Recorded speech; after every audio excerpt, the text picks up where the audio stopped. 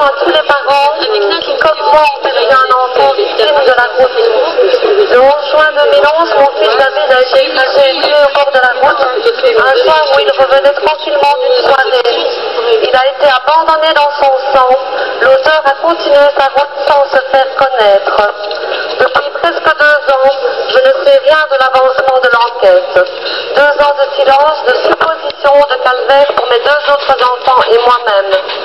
Et si nous sommes venus de Belgique aujourd'hui, c'est pour vous soutenir, mais aussi pour être soutenus, car ce que vous vivez en France, nous le vivons de la même manière en Belgique.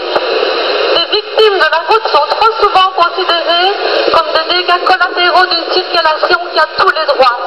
La justice ne considère pas comme un crime de prendre le volant en état d'ivresse et d'aller tuer paisible, et d'aller tuer de paisibles passants sur le bord de la route. Ainsi, il y a quelques mois, à Bruxelles, un chauffeur tue un jeune homme sur la route, malgré 1,8 g d'alcool, un délit de fuite et pas de contrôle technique.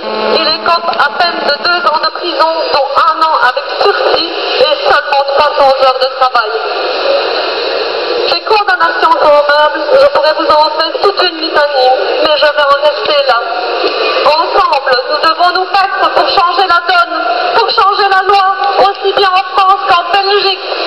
Prendre le volant, alors que l'on sait être sous l'influence de l'alcool ou autre produit, et donc ne plus avoir toutes les capacités de bien conduire, est un acte volontaire.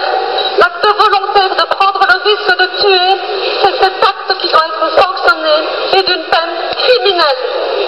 Nous avons du travail pour y arriver, mais ensemble, nous ferons bouger les choses, et cela, je vous le promets.